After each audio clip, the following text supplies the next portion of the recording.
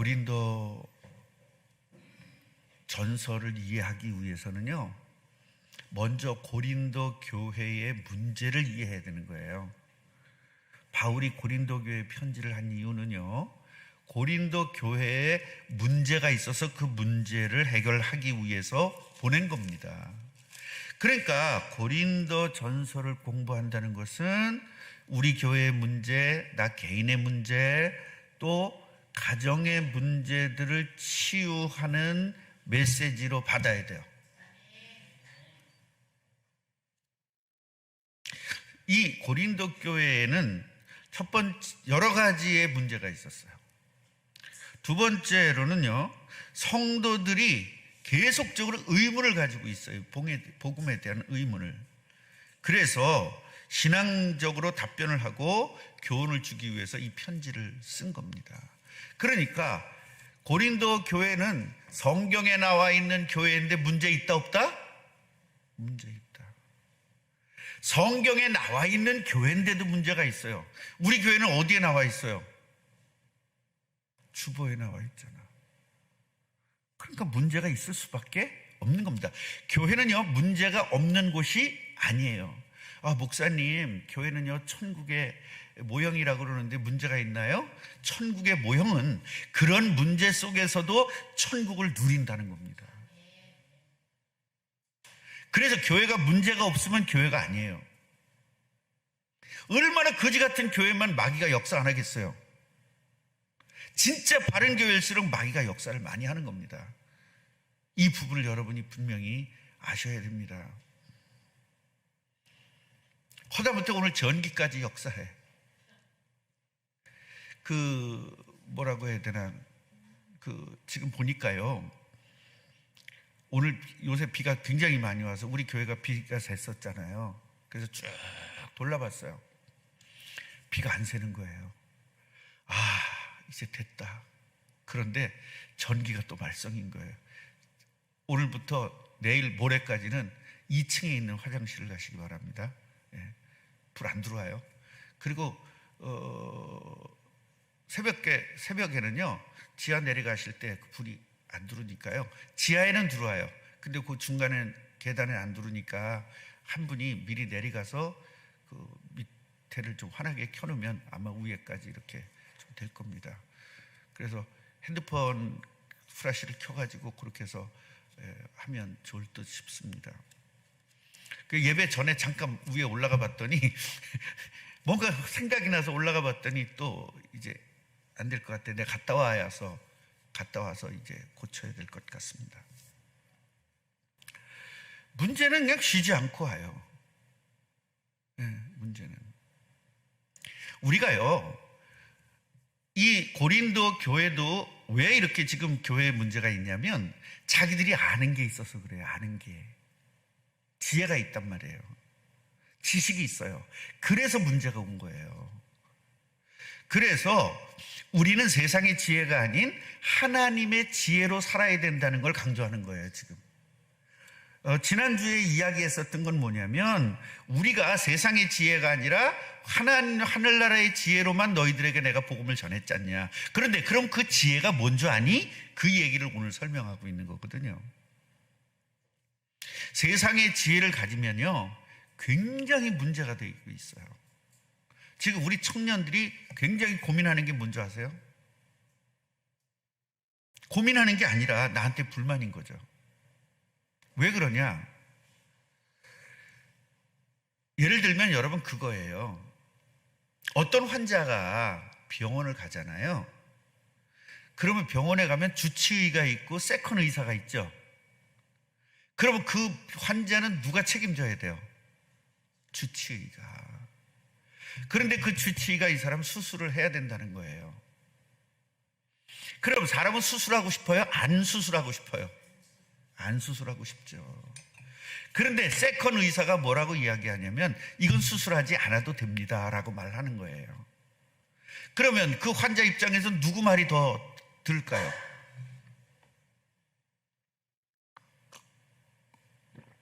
누구 말이 더 맞는 것 같아요? 환자 입장에서.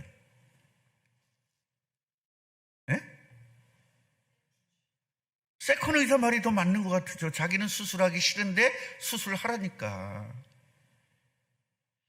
그런데 진짜 이 사람의 원래 이분을 치유하는 의사는 수술해야 되거든요. 다 집어치고 누가 맞는 겁니까? 주치의가 맞는 겁니다. 교회에서도 마찬가지입니다. 교회에서도 A라는 사람을 치유를 해야 돼. 영적 치유를 하는 거거든요. 영적 치유를 하는데 거기다가 육신적인 것이 개입이 돼버려요.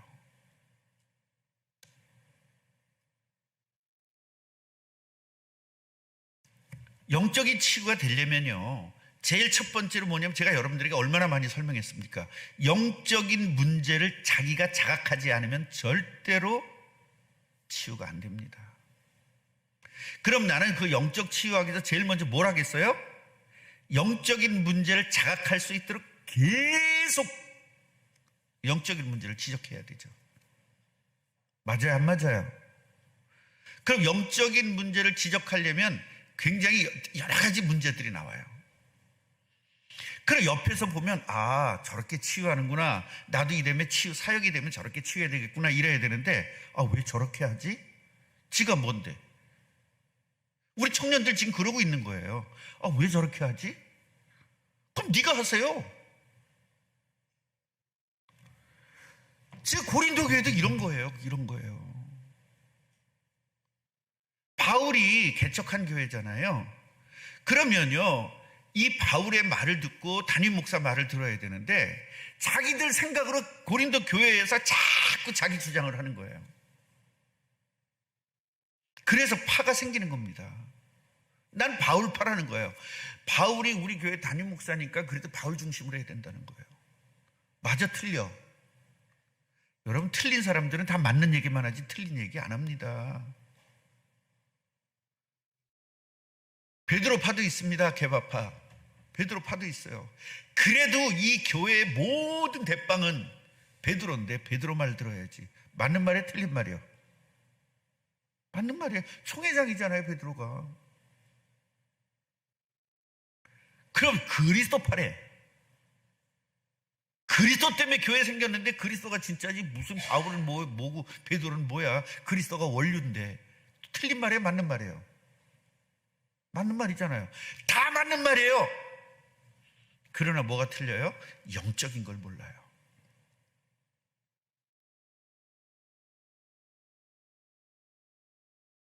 그러니까 자기들 사상을 가지고 교회에 와서 교회 팔을 만들어 버려요.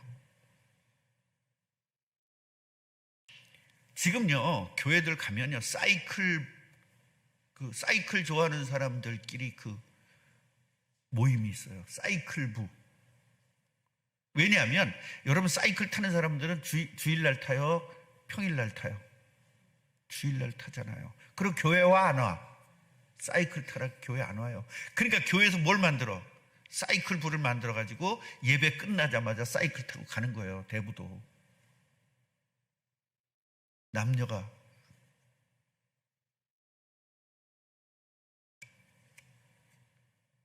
볼링 같은 거 좋아하는 사람은 언제 쳐요?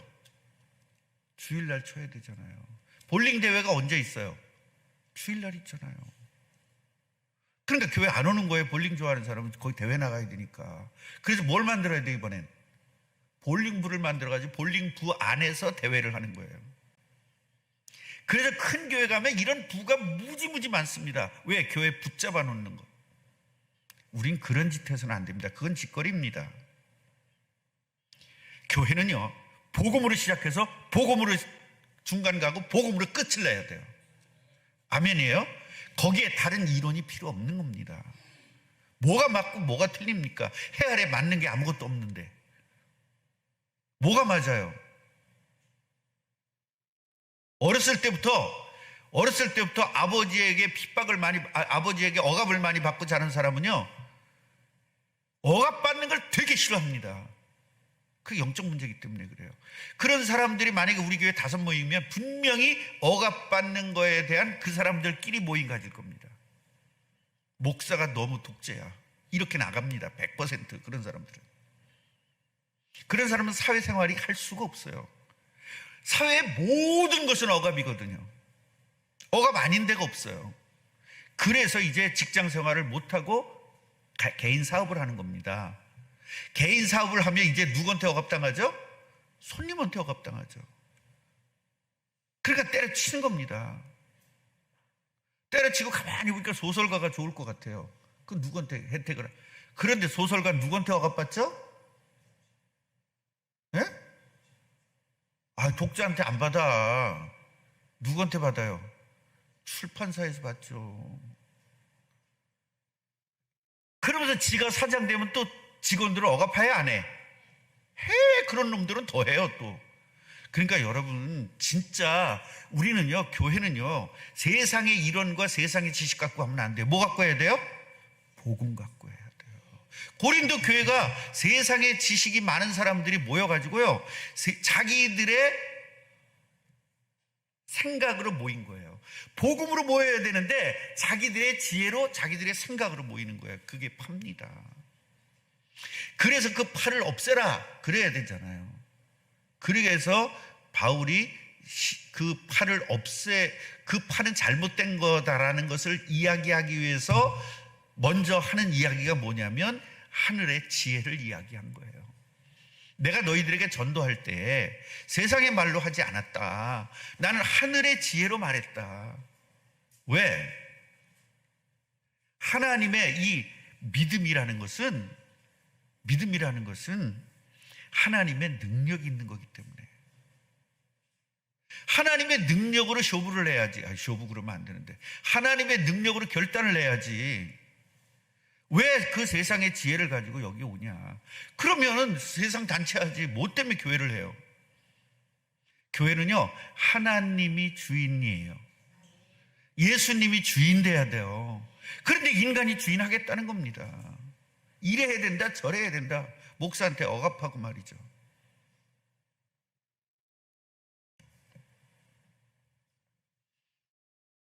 어느 교회는요, 목사님이 딱 부임을 해가지고 갔는데 첫 번째 당회에서 장로님들이 뭐라고 이야기했냐면, 목사님 절대로 외부 활동은 안 됩니다. 약속하십시오. 그럼 목사가 외부 활동을 안 하면 어떻게 하라는 거예요? 그래서 목사님이 물어봤대. 전도하기 위해서 밖에 나가는 거냐 그랬대. 근데 그건 괜찮아요 그랬대. 선교하기 위해서 밖에 나가는 거냐 그랬대. 그건 안 된다 그랬대. 그러면 장로들이 뭐 하는 거죠? 자기들의 생각 때문에 뭘 막아요? 선교를 막죠. 여러분, 이런 오류가 될 수 있는 겁니다. 만약에 우리 교회에 공무원만 80%다. 공무원이 80%가 뭐였다? 저는 아무것도 못합니다. 왜냐? 여기다 빼다가 여기다 박아야 되기 때문에. 그래 안 그래요? 예산이 365원인데 왜 366원 썼어요? 이 지태. 그거 어떻게 살아요? 유도리를 부리면 안 돼요. 그러나 유도리는 있어야 돼요. 이걸 분명히 아셔야 돼요. 유도리를 부리면 안 돼요. 그러나 유도리는 있어야 된다. 그게 무슨 말이냐면, 처음부터 유도리를 부리려고 애를 써서는 안 된다는 거예요. 그러나 하다 보면 유도리가 돼야 된다는 거지. 예를 들어서 1,000만 원 예산인데 1,100만 원은 괜찮잖아요. 유도리가 있어야 되잖아요. 990만 원 써도 상관없잖아요. 유도리가 있어야 되잖아요. 그런데 유도를 부리기 위해서, 더 쓰기 위해서 유도를 부리는 건 안 된다 이 말이에요. 무슨 말인지 아시겠죠?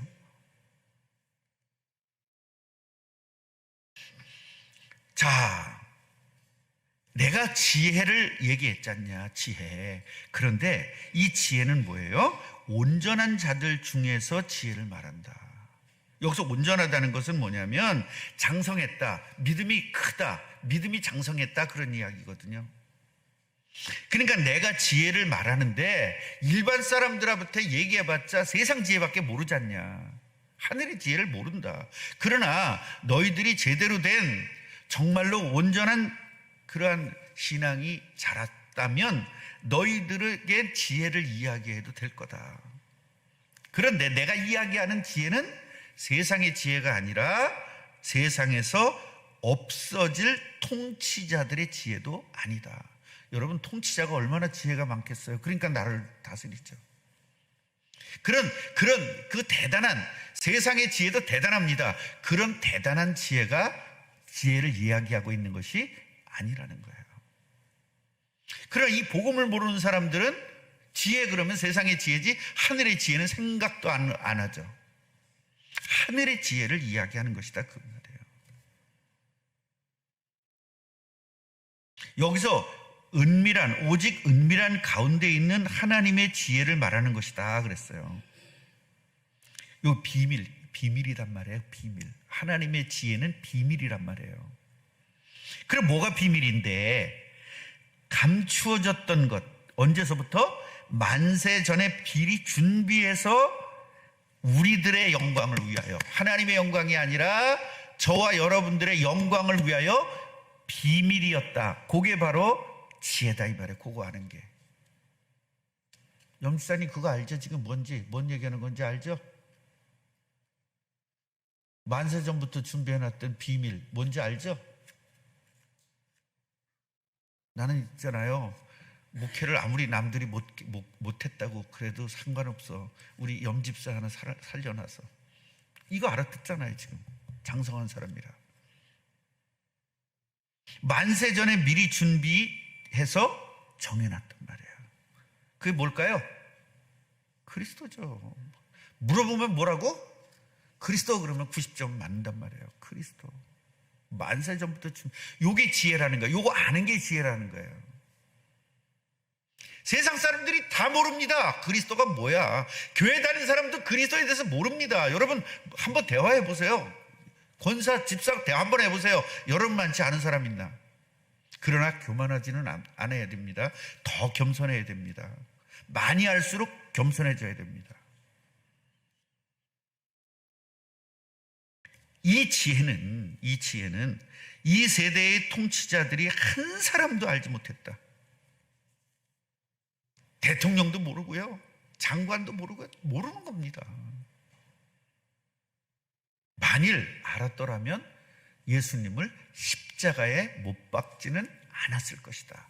그 예수가, 십자가에 못 박힌 그 예수가 그리스도라는 사실을 아는 게 지혜라는 거예요.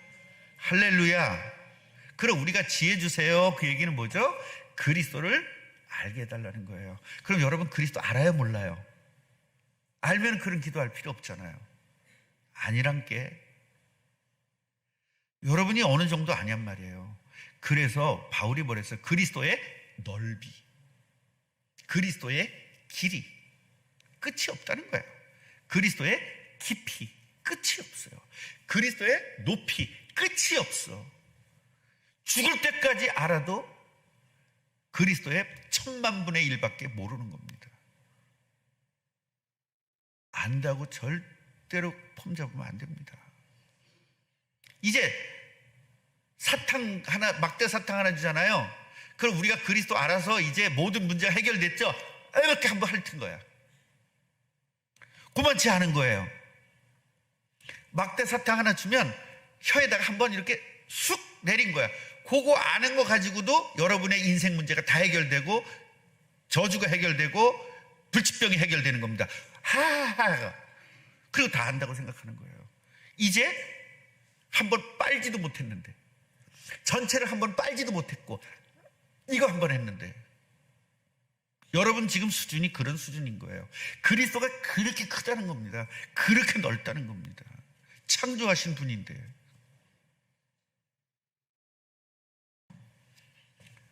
그래서 구약 성경에도 이렇게 얘기가 돼 있지 않냐.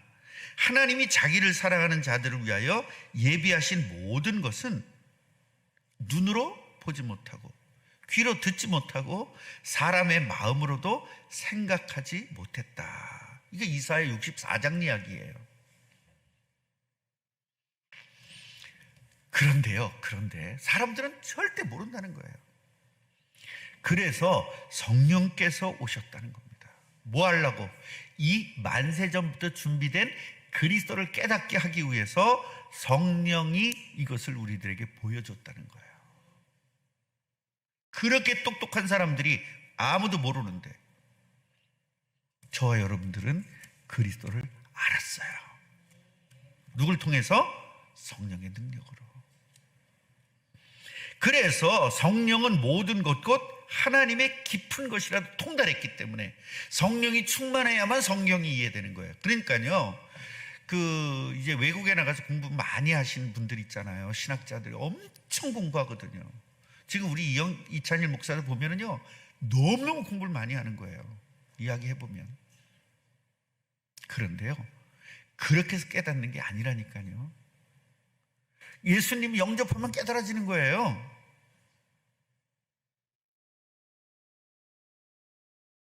그러니까 어떤 우리 교회에 와서 강의하셨던 그 교수님 계시잖아요. 조직신학 쓰신 교수님. 목사님들 모아서 제가 모아가지고 이제 강의를 그분이 하셨거든요. 딱 이야기를 하는데, 아니, 이 목사 그걸 어떻게 알았어? 그러는 거야. 그 교수님은 어떻게 하셨는데, 나 공부 많이 해서 알았어. 그러더라고. 저는요, 그냥 예수 믿으니까 알아지던데요. 그랬어, 내가. 아, 예수 믿어서 그렇게 알아지는 게 아니야. 공부 많이 해야 돼. 그러더니. 아니에요. 성령은 깊은 것이라 통달하시잖아요. 네, 그랬어. 그랬더니 깨우뚱 하셨어요. 우리 교회에 오셔가지고 1시간 반을 설교하셨잖아요. 와, 너무 신나셔가지고. 우린 다 알고 있는 거 제일 기초인데, 그죠? 그 기초를, 그 공부를 많이 하시고 한국에서 최고의 신학자라고 그러고 세계에서도 몇 위 안에 들어가시는 그분이 여기 와서 1시간 반 동안 했어요. 그거 우리들 다 알고 있는 이야기인데, 다른 교회 가면 그런 걸 모르는 거예요. 깜짝 놀랐는데, 그 강의를 하면. 최소한 우리가 교만하지는 않아야 되지만 우리 수준이 어느 정도인 걸 여러분 아시기 바랍니다. 하나님의 지혜로. 복음을 알았다는 것은 성령이 여러분에게 개입을 했다는 것이고, 성령이 역사했다는 것이고, 성령이 함께 한다는 것이고요, 성령이 주관하고 있다는 거예요. 왜 이걸 강조하느냐? 인간들의 모임이다 이거야. 인간들의 생각이다 이 말이에요. 왜 성령이 하시는 일을 인간이 왈가왈부하냐 이 말이에요.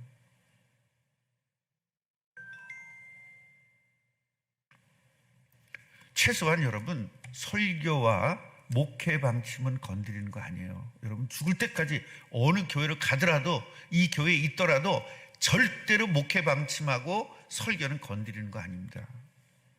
어떤 일이 있어도 건드리면 안 됩니다. 그거는요, 진짜 교만한 거예요. 그건 목사의 고유 권한이에요. 설교를 잘했다 못했다라는 건 없는 겁니다. 뭐가 잘하는 겁니까? 뭐가 못하는 거고. 그런 건 없는 거예요.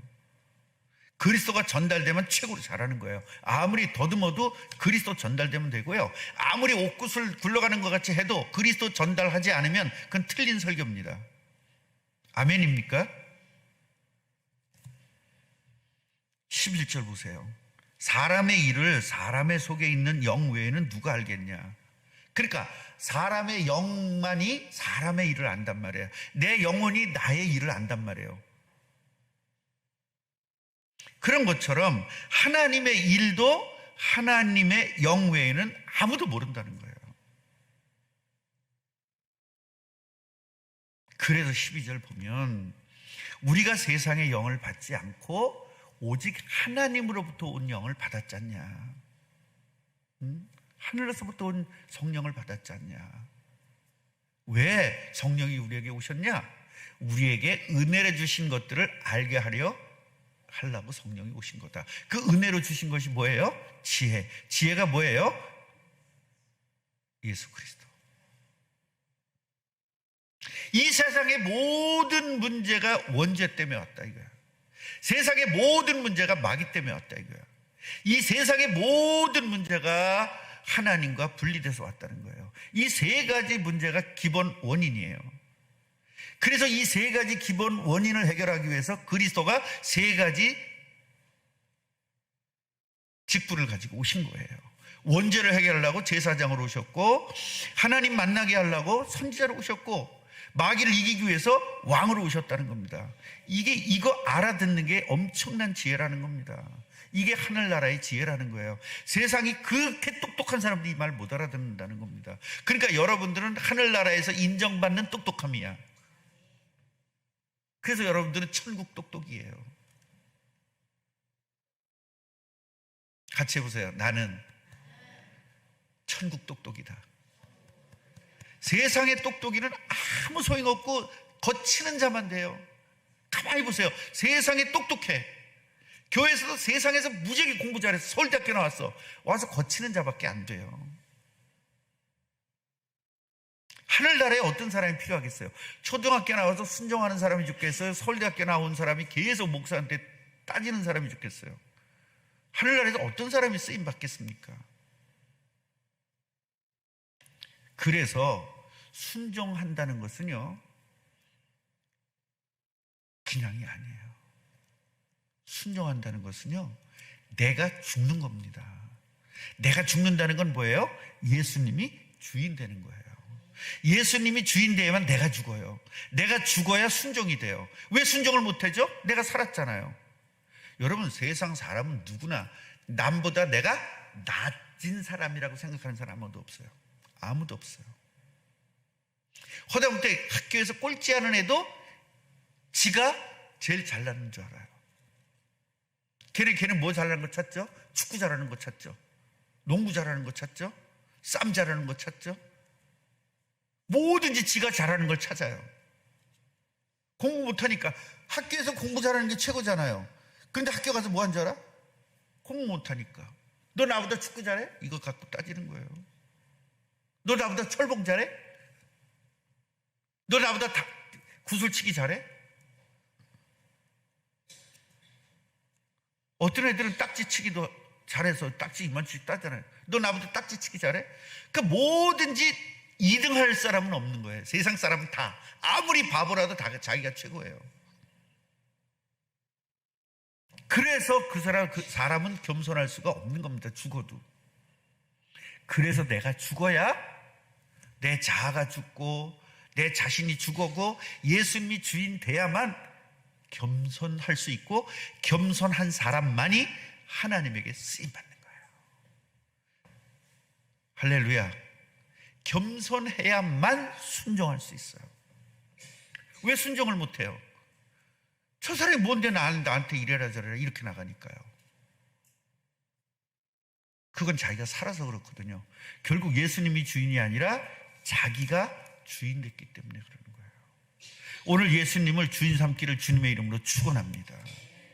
주인은 삼았는데, 분명히 주인 삼았는데 삶에서는 주인 노릇을 못하죠. 그래서 생활 속에 그런 말은 실질적으로는 있지는 않는 거예요. 그건 목사님들이 그냥 설명하기 위해서 하는 말이에요. 생활구원. 무슨 구원받으면 다 하나지, 무슨 뭐 생활구원 따로 있고 뭐 따로 있겠어요. 그런데 왜 생활구원이란 말을 씁니까? 실질적으로 구원을 받았지만 삶에서 안 되기 때문에 생활구원이라는 말을 쓰는 거예요.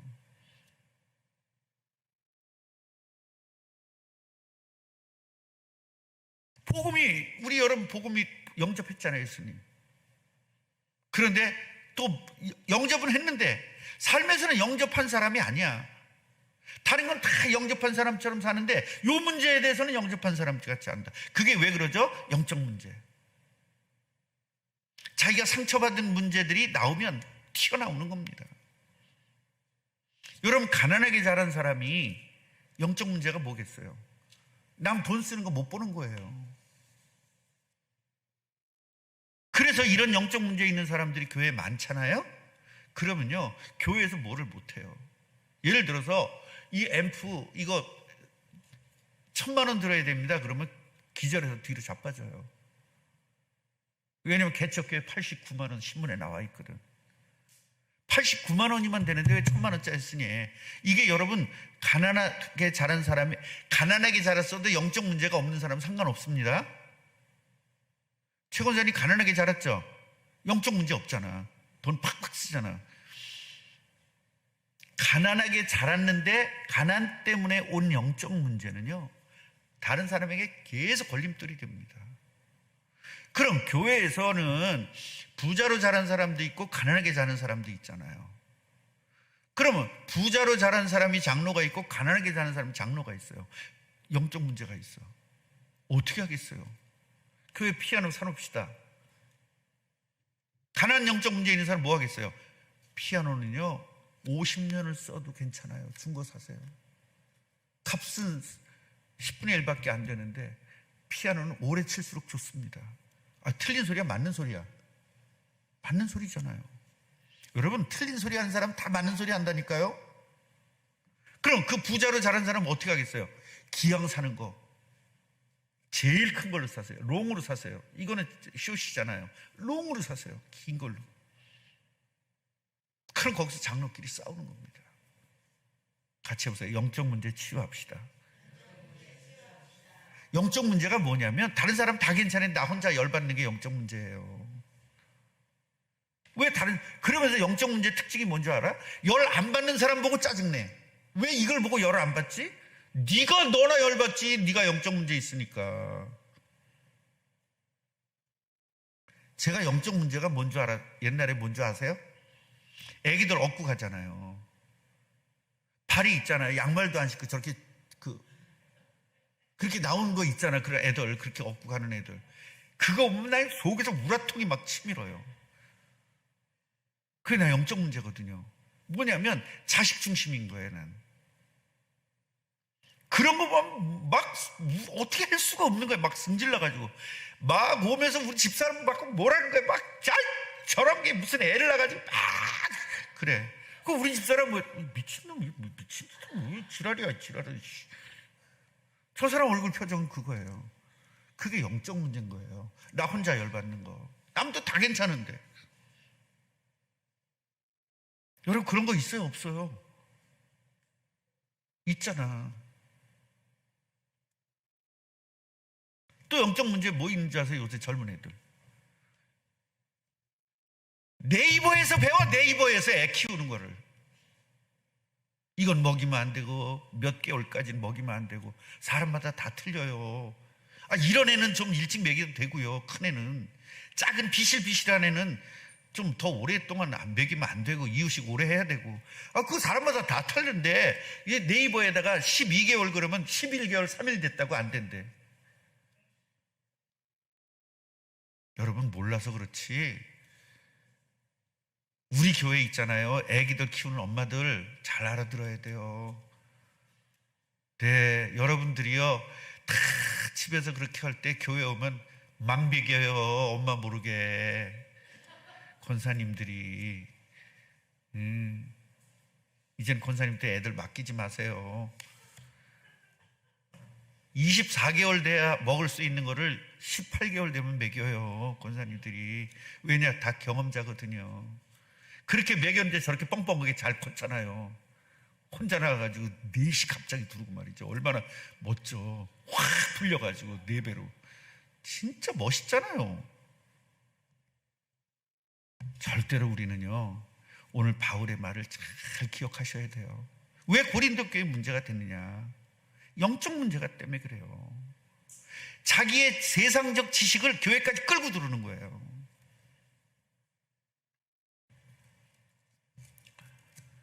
자, 13절 보면요, 우리가 이것을 말하거니와 사람의 지혜로 가르친 말로 아니했다. 어떻게 해요? 오직 성령께서 가르친 것으로 했다. 그러니까 사람의 지혜가 아니라는 거예요. 뭐다? 성령께서 가르친 대로. 그래서 영적인 일은 영적인 것으로 분별해야 되는데 교회는 영적인 일이잖아요. 교회는 영적인 일인데 육신적인 일로 접근을 해버려요. 안 되죠. 그러니까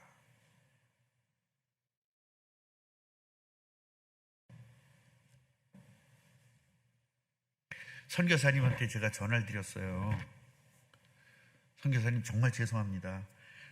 나는 선교비 진짜 못 보낸 거를 며칠 전에 들었습니다. 우리 재정부장님한테 며칠 전에 들었는데 정말 죄송합니다. 선교비 못 보내서. 그랬더니 아유 목사님 얼마나 힘들면 못 보냈겠어요. 목사님 내가 너무 잘 알고 있는데 얼마나 힘들면 못 보내겠어요. 그러더라고요. 위로가 되는 거예요. 나는 미안해가지고 전화를 드렸는데 그분이 날 위로해 주는 거예요. 얼마나 힘드세요? 많이 힘들진 않는데요, 죽겠어요 그랬어. 많이 힘들지 않는데 죽겠어요 그랬습니다. 여러분, 만약에요 하나님께서 인도하는 것이 정말 믿어지지 않는다면 미쳐버릴 겁니다.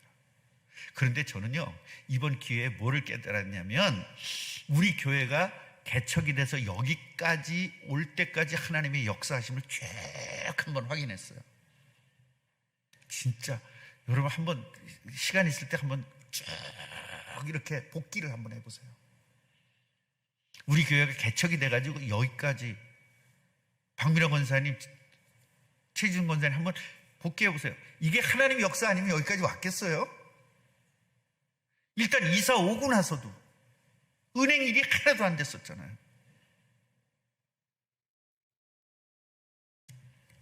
영적인 일, 마귀 때문에 오는 문제 성령으로 부셔야 됩니다.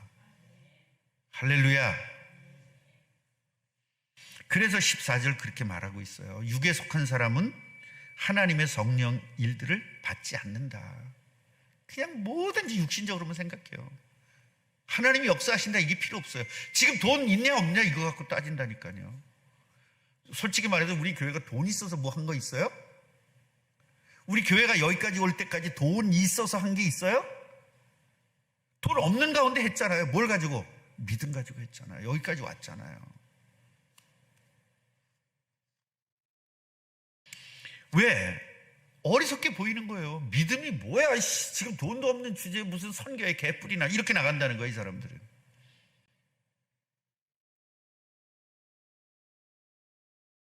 알 수도 없어. 왜요? 영적으로만 분별되기 때문에 성령이 아니고는 하나님의 일을 감당할 수가 없어요. 그래서 성령 충만한 사람을 쓰는 거예요. 대부분 교회는요, 사회는 서울대학교 나온 사람을 쓰고 연대 나온 사람을 쓰고 고대 나온 사람. 저도 회사 있을 때 연고대 스카이만 있었어요. 제 부서에. 진짜 똑똑한 사람들만 써요. 그런데 교회는요, 초등학교 나온 사람, 성령 충만한 사람, 고등학교 나왔어도 성령 충만한 사람, 서울대학교 나왔어도 성령 충만한 사람, 못 배운 사람을 쓰는 게 아니라 못 배웠어도 성령 충만한 사람을 쓴단 말이에요.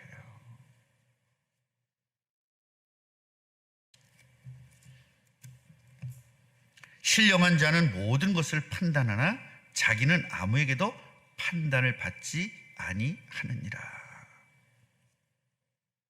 신령한 자가 뭐예요? 성령 충만한 사람이죠. 성령 충만한 사람을 모든 것을 판단한다는 거예요. 이건 죄야? 아니야. 죄야? 아니야. 여기서 판단과 진단, 이거 아니에요, 여기는. 성경에 판단이라고 나왔는데 목사 판단하지 말래. 그거 아니야. 여기서 나오는 판단은 그 얘기가 아니라 죄다, 아니다, 이건 잘못된 거야, 잘된 거야, 이런 영적으로 판단하는 것을 이야기하고 있는 거예요. 그러나 너는 판단을 받을 이유가 없다는 거죠. 왜? 영적으로 하는 일이기 때문에. 누가 주의 마음을 알아서 주를 가르치겠냐? 하나님의 마음을 우리가 어떻게 알겠냔 말이에요. 예수님 마음을 우리가 어떻게 알겠냐요. 예수님의 마음을 절대로 알 수가 없어. 그러니까 예수님의 마음을 가르칠 수가 없어. 그래서 그리스도의 마음을 우리가 가질 수 있도록 성령께서 함께 한다는 거예요. 성령께서 함께 하니까 우리가 그리스도의 마음을 가졌기 때문에 그리스도의 마음을 우리가 가르쳐 줄 수 있다는 거죠. 이게 바울이 지금 고백을 하고 있는 겁니다. 그러니 니네 세상의 지혜 가지고 4개 파를 만들었지? 쪽파, 대파, 양파, 또 뭐 있죠? 실파도 있지. 그거 하지 마. 그거 다 인간의 지혜 때문에 온 거거든. 그러니까 뭐 받아? 성령 충만 받으면 모든 것들을 영적으로 처리할 거야. 그동안에 육신적으로 처리했잖아. 이건 안 돼, 저건 돼 하면서. 그러나 영적으로 처리하면 돼. 그렇게 이야기하고 있어요. 그 우리가 조금 힘들고 어려울 때 그 사람의 신앙을 아주 보기가 좋아요. 여러분, 이 사람이 건강한지 안 건강한지를 알려면요, 감기 들어보면 알아요. 그럼 감기 들어보면은요, 아주 반 죽는 사람은 약한 사람이고요, 건강한 사람은 감기가 와도 조금 찔끔하다 말아요.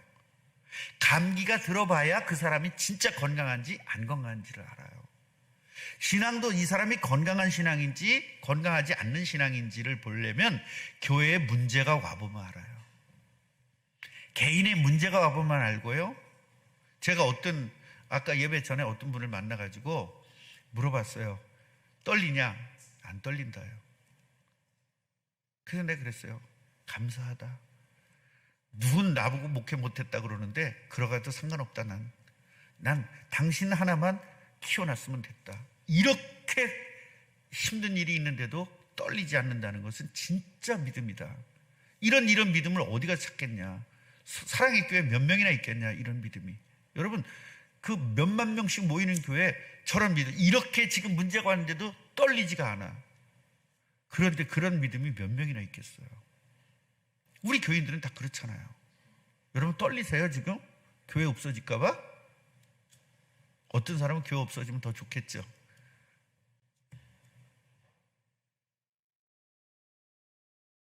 절대로 문제가 와봐야 진짜 신앙을 알아요. 건강한 교회 그러잖아요. 요새 건강한 교회, 우리 교회는 건강한 교회입니다. 저 교회는 참 뭐가 건강한데? 문제가 와도 끄떡없는 게 건강한 거예요. 그게 바른 거거든요.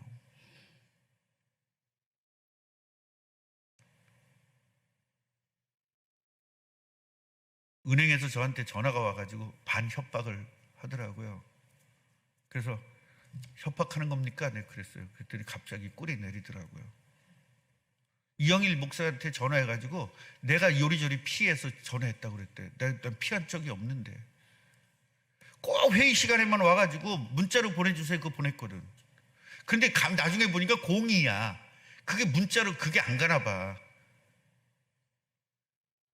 문자로 보내주세요. 그걸 다 보냈거든, 계속. 근데 여러분, 하나님의 능력을 볼 기회입니다. 같이 해보세요. 위기는 하나님의 능력을 볼 기회다.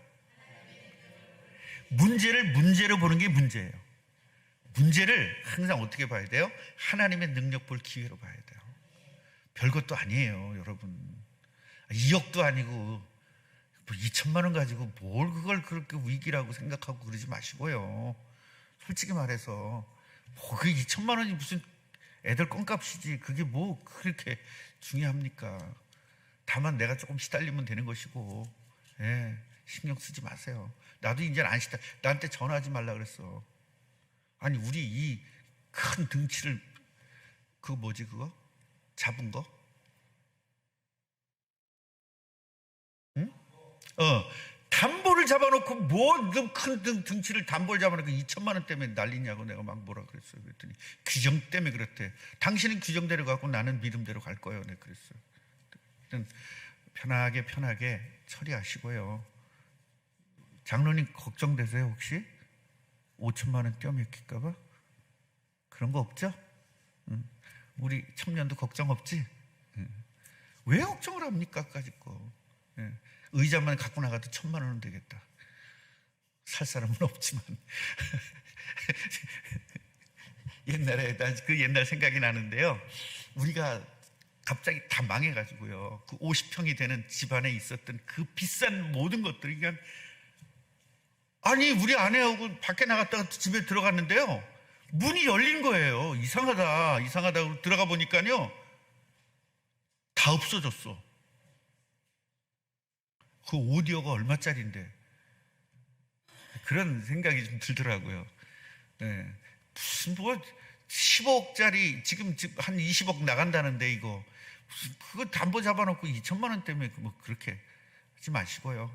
그 대신 우리가 도시락 하나, 어린아이가 도시락 하나 내놨을 때 오병이어가 났잖아요. 그러니까 우리가 정말로 진짜 내가 어떻게 도시락을 난 내놓을 것이냐라고 한번 생각해 보시면 모든 문제가 하나님의 역사가 있을 거라고 저는 확신합니다. 기도하겠습니다.